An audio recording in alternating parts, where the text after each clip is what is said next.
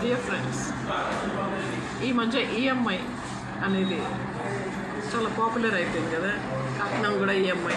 ఒకప్పుడు బావగారు కట్నం ఈఎంఐలో ఇస్తాము, కట్నం ఇస్తాము కానీ ఈఎంఐలో ఇస్తాము అలా ఏం కాదు, మొత్తం ఇప్పుడే కట్టేయాలి.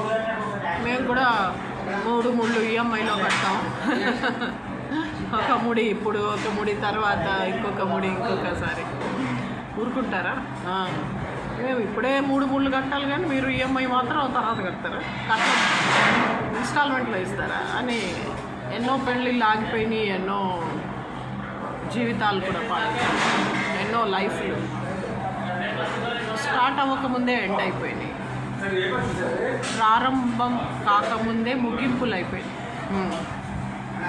ఇలా కాకుండా ఉండాలని డౌరీ అబాలిష్మెంట్ అంటే వరకట్నం నిర్మూలన, డౌరీ హ్యారస్మెంట్ ఇవన్నీ వచ్చాయి. అరే आप क्यों ले गए?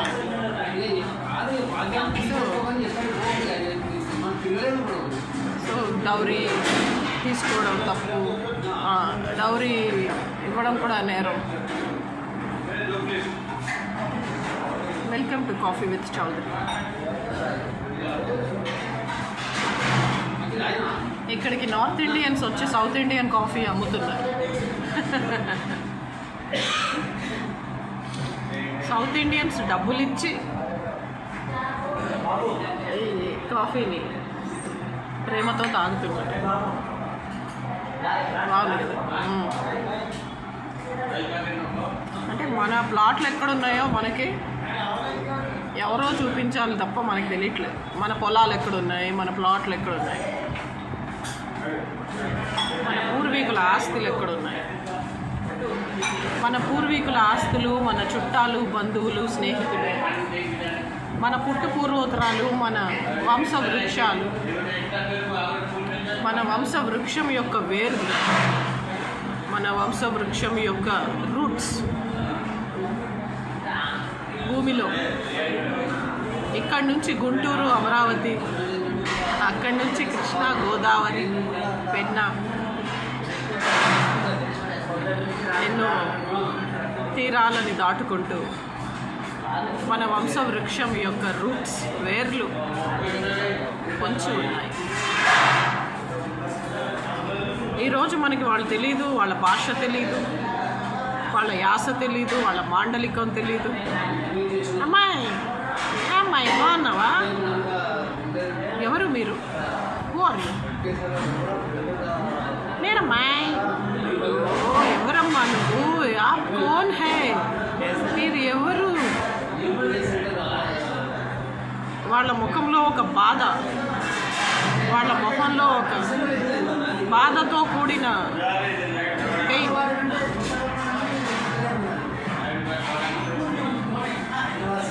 నా అన్న కూతురు నన్ను గుర్తుపట్టదా? నా అన్న బిడ్డ నన్ను గుర్తుపట్టలేదా? ఈ బాధ, పెయిన్. నా రక్తం అంత పల్చనైపోయింది, రక్తం పల్చనైపోయింది. మంది ఎక్కువైతే మజ్జిగ పల్చన అని. అన్న ఒక క్యాస్ట్ అమ్మాయిని పెళ్లి చేసుకోవడం, మనం ఒక క్యాస్ట్ అమ్మాయిని పెళ్లి చేసుకోవడం, మన పిల్లలు వేరే క్యాస్ట్ వాళ్ళని పెళ్లి చేసుకోవడం, వాళ్ళ పిల్లలు ఇంకో క్యాస్ట్ వాళ్ళని పెళ్లి చేసుకోవడం. చివరాఖరికి ఏమైందయ్యా? మన రక్తాన్ని మనమే గుర్తించలేకపోతున్నాం.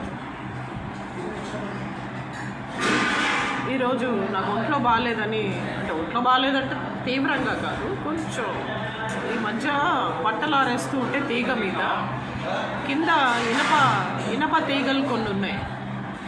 ఆ ఇనప తీగలు గుచ్చుకున్నాయి కాళ్ళు. I think I have sugar, sweet blood sugar. అది కొంచెం బాగానే ఆర్గ్యుమెంట్స్ దాకా వెళ్ళింది. అంటే డాక్టర్ ఇచ్చే ప్రిస్క్రిప్షన్, డాక్టర్ ఇచ్చే క్రాస్ ఎగ్జామినేషన్, టెస్టులు, బ్లడ్ టెస్ట్, అందులో ఈ మధ్య వయసు పిల్ల అవుతున్నాను కదా. వయసు ముంచుకొస్తున్నది వాన మబ్బుల ఎన్టీఆర్ పాట. యమగోళాలో ఒక పాట. జయప్రద ఎన్టీ రామారావు ఎక్సలెంట్గా యాక్ట్ చేశారు. ఒక్క చోట కూడా ఎన్టీ రామారావు గారు వయసు ఎక్కువ, జయప్రద వయసు తక్కువ. అసలు వీళ్ళిద్దరు కాంబినేషన్ ఏంటి అని అస్సలు అనిపించదు. ఎంతో ఆనందంగా, ఎంతో సంతోషంగా, అసలు అది ఎంత బాగుందంటే పాండవ వనవాసం అనే సినిమాలో భీముడు ద్రౌపదిని తీసుకొని సైట్ సీయింగ్కి వెళ్తాడు. భీముడు ద్రౌపదికి సైట్ సీయింగ్ చూపిస్తాడు. హిమాలయాలు. అప్పుడు ద్రౌపది ఒక పాట పాడుతుంది.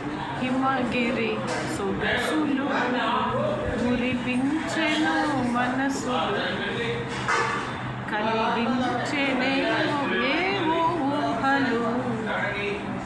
అలా ఈ గిరినే కదా ఉమాదేవి హరుని వరించి ప్రేమించి మోహించి లాలించి బుజ్జగించి పెళ్లి చేసుకున్నది. ఈ గిరిలో కదా, హిమాలయాలలో హిమగిరి తనయే హైమవతే. సో పర్వతరాజపుత్రి పార్వతి శివుణ్ణి ప్రేమించి పెళ్లి చేసుకుంది. వారి దగ్గర ఏముందమ్మా, బూడిదేవాడి ముఖం, ఆడికి 2 శ్మశానాలు, హైదరాబాద్లో 4 గ్రేవ్ యార్డ్స్, ఒక మక్కా మసీద్.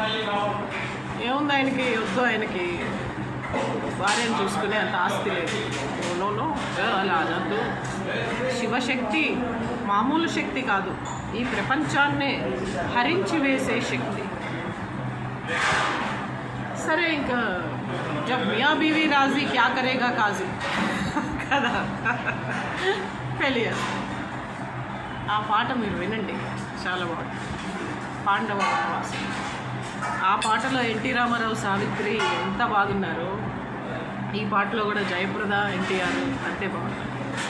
ఆ పాటలో మనం ఎంత రెస్పెక్ట్ ఇచ్చామో, మర్యాద ఇచ్చామో ఎన్టీఆర్కి, ఈ పాటలో కూడా ఎన్టీఆర్కి అంతే రెస్పెక్ట్ ఇచ్చామే తప్ప ఏంటి వయసు కూడా చూడకుండా జయప్రదతో నటించడం ఏంటి అని మనకు అనిపించదు. చాలా బాగుంటుంది. అట్లా వయసు వస్తున్నది వాన మబ్బుల, షుగరు బీపీ కూడా వస్తాయి. అలా కొంచెం కాలు నొప్పి చేసింది. అంటే నడవలేకుండా ఏం లేదు, నడుస్తాను, కానీ ఆ నడకలో ఇదివరకటి హుషారు లేదు. ఆ నడకలో ఇదివరకటి ఉత్సాహం, ఇదివరకటి ఇది లేదు, స్పిరిట్ లేదు. It takes time to become normal. ఫ్రిడ్జ్లోంచి ఐస్ గడ్డలు తీస్తే అది రూమ్ టెంపరేచర్కి రావడానికి టైం పడుతుంది. అప్పుడే తీసిన ఐస్ గడ్డల్ని ముట్టుకుంటే షాక్ పడుతుంది, అంత చల్లదనం ఉంటుంది. ఫ్రీజర్లోంచి తీసాం కదా, సో అది కొంచెం ఒక 2 నిమిషాలు 3 నిమిషాలు ఆగాక ఐస్ గడ్డల్ని మనం తీయొచ్చు, చేతితోటే తీయొచ్చు. అసలు చేతితో ముట్టుకుంటే షాక్ పడుతుందేమో అన్నంత చల్లగా ఉంటాయి. ఫ్రీజర్లోంచి తీస్తున్నప్పుడు కూడా ఆ షాక్ అది అంటే అంత చల్లదనం. Unless we come to the room temperature, మనం కూడా కొన్ని నేచర్ అనేది, వయసు, నేచర్, ప్రకృతి అనేది మనని ఇన్ఫ్లుయెన్స్ చేస్తూ ఉంటుంది. మనం కూడా రెస్పెక్ట్ ఇవ్వాలి, మనం కూడా అంటే నిలబెట్టుకోవాలి అని నా అభిప్రాయం. వీ షుడ్ ఆ రెస్పెక్ట్ని కాపాడుకోవాలి, protect it. We should protect everything.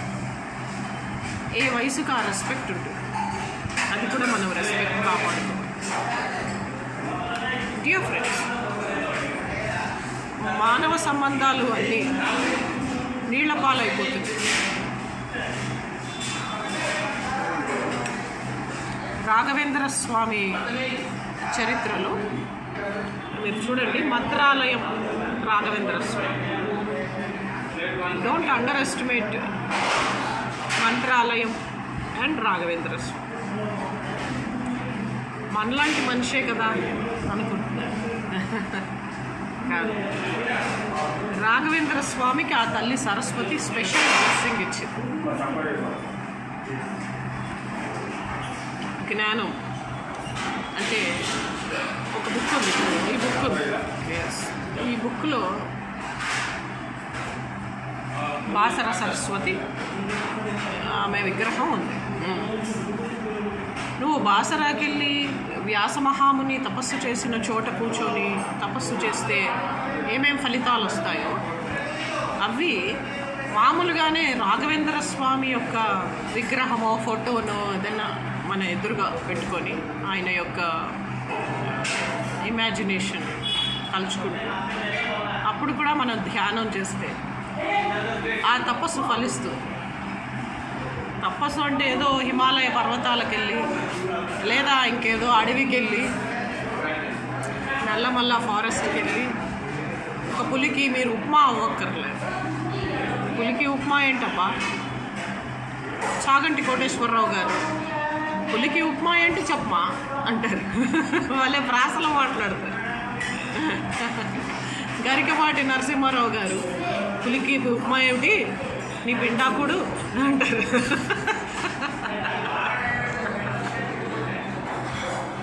పులి ఉప్మా తింటుందా? పులి నాన్ వెజ్, పులి వెజిటేరియన్ కాదమ్మా. ఏమిటో నా శిష్యులు పరమానందయ్య శిష్యులు పులి ఉప్మా తింటుందా?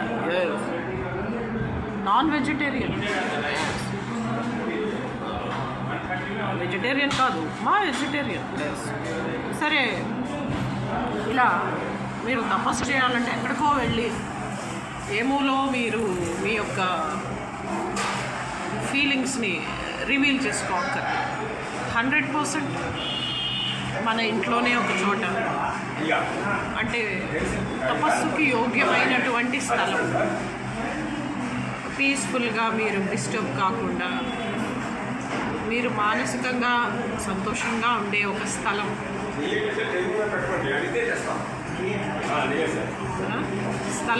ఎంచుకోండి. మీ ఇంట్లో మీరు ఒక మంచి స్థలం ఎంచుకొని మేడ మీద కానీ డాబా మీద కానీ మీ ఇష్టం, పెరట్లో కానీ, మండవా లోగిలిలో కానీ.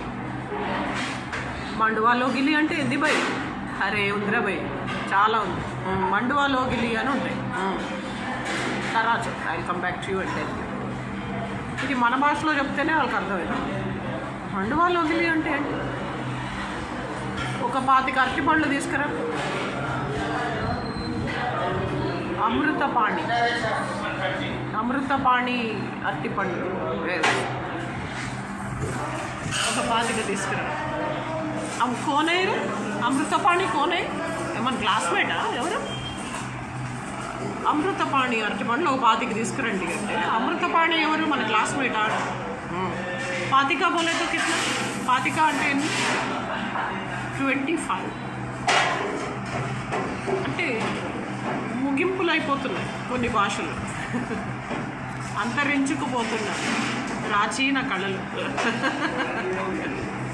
ముగించుకుపోతున్నటువంటి బాంధవ్యాలు, అంతరించుకుపోయి ముగించుకుపోతున్నటువంటి స్నేహాలు, బంధుత్వాలు, బాంధవ్యాలు, బంధనాలు అన్నీ మన చుట్టాలతో, మన బంధువులతో, స్నేహితులతో. అది బీరకాయ పీస్ చుట్టరికమైనా సరే, ఏదైనా బీరకాయ పీస్ చుట్టరికమే అయినా కూడా ఇట్ ఈస్ చుట్టరికం. బ్రహ్మోత్సవం అనే సినిమాలో మహేష్ బాబు తన తాత ముత్తాతల ఊర్లు కూడా వెళ్ళి, పల్లెటూరికి వెళ్ళి కష్టపడి తాత ముత్తాతల దగ్గరికి వెళ్ళి, నేను మీ పెద్ద తాతగారి చిన్న మనవడి కొడుకుని అని, ఇంకో వేరే అందరి దగ్గరికి వెళ్ళి నేను మీ చిన్న తాతగారి ముత్తాతగారి పెద్ద మనవడి కొడుకుని అలా పరిచయం చేసుకుంటాను. శామంత, హీరోయిన్ శామంత. సో చాలా బాగుంది ఆ సినిమా, ఒకసారి చూడండి. బ్రహ్మోత్సవం, అందులో బంధుత్వాలు, బాంధవ్యాలు అన్నీ కూడా మనం కలుపుకుంటేనే కలుస్తాయి, వదిలేసుకుంటే అంతే. ఈరోజు I want to tell you,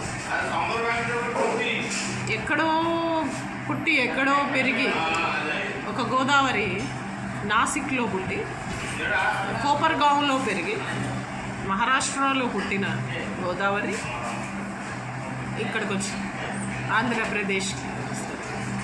no problem. వేదంలా పొంగింది గోదావరి, అమరనాథంలా ఎగిసి ఎగిసి ఉరికి ఉరికి ఎగిసింది ఎగిసింది ఉరికింది ఉరికింది గోదావరి. ఎక్కడికి వచ్చింది? ఆదిలాబాద్కి వచ్చింది. పుష్కరాలు అయితే గోదావరి పుష్కరాలు ఆదిలాబాద్లో బాసరా టెంపుల్ దగ్గర అందరూ స్నానాలు చేస్తారు.